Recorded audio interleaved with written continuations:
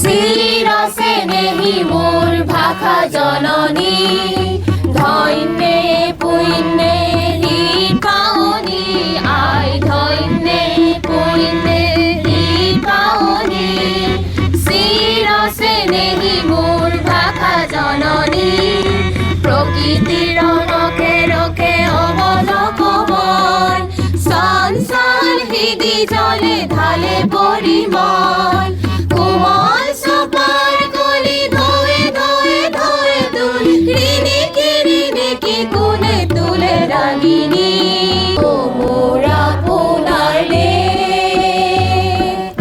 ও মোর সিকুনি রে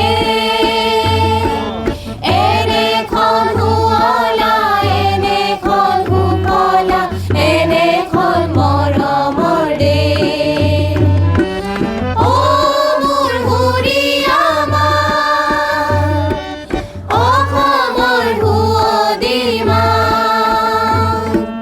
পৃথিবীর কত বিচারি জনম তুনু পোয়া করিলেও জীবন ঘুরিল বিচারি আজীবন ঘুরিল দাদা গভীর গান শিমলুগুৰি শাখা সাহিত্য সভাৰ আতিথ্যত লখিমপুৰ জিলা সাহিত্য সভাৰ মধ্যকালীন অধিৱেশনখনি অহা 10 আৰু 11 জানুৱাৰীত শিমলুগুৰি ৰংগমঞ্চত অনুষ্ঠিত হ'ব। ইতিমধ্যে প্ৰস্তুতি চলি আছে, মঞ্চ সজাৰ কাম চলিছে, শ্বহীদ বেদী পুনৰ নিৰ্মাণৰ কাম চলিছে বা পতাকা বেদী নিৰ্মাণৰ কাম চলাৰ সমান্তৰালভাৱে ইতিমধ্যে গীত মাত যিহেতু অধিৱেশন অনুষ্ঠিত হ'ব, আমাৰ যি চিৰচেনী ভাষাজনী শিক্ষক গীতৰ এতিয়া আখৰা চলিছে বা ঠিক তেনেদৰে অসম সংগীতৰ আখৰা চলিছে। অন্য এটি গীত আমাৰ বিতুপন গগৈদেৱে ৰচিত আৰু আমাৰ নিতুল বৰুৱা দেৱৰ যি সংগীত, সেই সংগীতৰ দ্বাৰা যি গীত পৰিৱেশন কৰা হ'ব, সেই গীতৰ ইতিমধ্যে আখৰা চলিছে। তাৰ সমান্তৰালভাৱে অধিৱেশনৰ শেষৰ দিনা 11 তাৰিখে এখনি ভাওনা প্ৰদৰ্শন কৰা হ'ব। এই অঞ্চলৰ মহিলা আৰু যুৱতীসকলে ভাওনা প্ৰদৰ্শন কৰিব। ইতিমধ্যে ভাওনা আখৰাও চলিছে।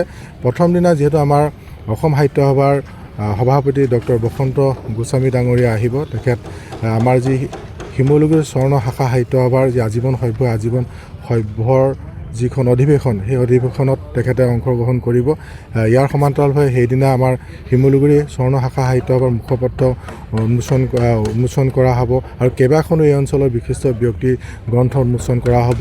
ঠিক তেনেদৰে দ্বিতীয় দিনা আমাৰ অসম সাহিত্য সভাৰ সন্মানীয় উপসভাপতি পদুম ৰাজখোৱা, সম্পাদক দেৱজিৎ বৰাকে প্ৰমুখ কৰি বহুসংখ্যক বিশিষ্ট ব্যক্তি আৰু সাহিত্য অনুৰাগী উপস্থিত থাকিব। গতিকে আমি দুয়োটা দিনত সকলো ৰাইজৰ সহায় সহযোগিতাৰ উপস্থিতি কামনা কৰিছোঁ। আপোনালোকক জনাবলৈ পাই আমি সুখী হৈছোঁ আৰু গৌৰৱান্বিত অনুভৱ কৰিছোঁ যে লখিমপুৰ জিলাৰ অসম সাহিত্য সভাৰ লখিমপুৰ মধ্যকালীন অধিৱেশন ভাগ এইবাৰ আমাৰ শিমলুগুৰি শাখা সাহিত্য সভাৰ আতিথ্যত অনুষ্ঠিত কৰিবলৈ সিদ্ধান্ত গ্ৰহণ কৰি ইতিমধ্যে এখনি ৰাজহুৱা সভাত এখন উদযাপন সমিতি গঠন কৰি লগতে কেইবাখনো উপসমিতি গঠন কৰি বৰ্তমান পূৰ্ণগতিত কাম কাজ আগবাঢ়িছে। এই ক্ষেত্ৰত আমি বৰ্তমানলৈকে সকলো ৰাইজে আমাক সহায়ৰ হাত আগবঢ়াইছে। আমি আশা ৰাখিম যে লখিমপুৰ জিলাৰ দ্বিবাৰ্ষিক অধিৱেশনখনি আৰু শিমলুগুৰি শাখা সাহিত্য সভাৰ আতিথ্যত যি সভা অনুষ্ঠিত হ'ব, আমি সফল ৰূপায়ণ হ'বলৈ সক্ষম হ'ম বুলি আমি ইতিমধ্যে আশা প্ৰকাশ কৰিছোঁ। এই অধিৱেশনত আমি প্ৰথম দিনৰ দ্বিতীয় দিনা আমি কেইবাখনো গ্ৰন্থ উন্মোচন কৰিবলৈ আমি সিদ্ধান্ত গ্ৰহণ কৰি ইতিমধ্যে ছপা কাম সামৰণি হৈছে। মূল সভাৰ স্মৃতি গ্ৰন্থভাগ আমি ইতিমধ্যে আমাৰ নাৰায়ণপুৰত আমি ছপাশালৰ কাম শেষ হৈছে। সেই স্মৃতি গ্ৰন্থৰ সভাপতি আমাৰ চেতনাথ গগৈ, সম্পাদক দেৱজিৎ বৰুৱাৰ বলিষ্ঠ পদক্ষেপত ইতিমধ্যে এখন ভাল গ্ৰন্থ পাবলৈ শিমলুগুৰিবাসী সক্ষম হ'ব আৰু এই গ্ৰন্থখনৰ দ্বাৰা লখিমপুৰ জিলা সাহিত্য সভাৰ লগতে শিমলুগুৰি শাখা সাহিত্য সভাৰ ভৱিষ্যত এটা সুন্দৰ ইতিহাস গঢ় ল'ব বুলি আমি আশা প্ৰকাশ কৰিছোঁ।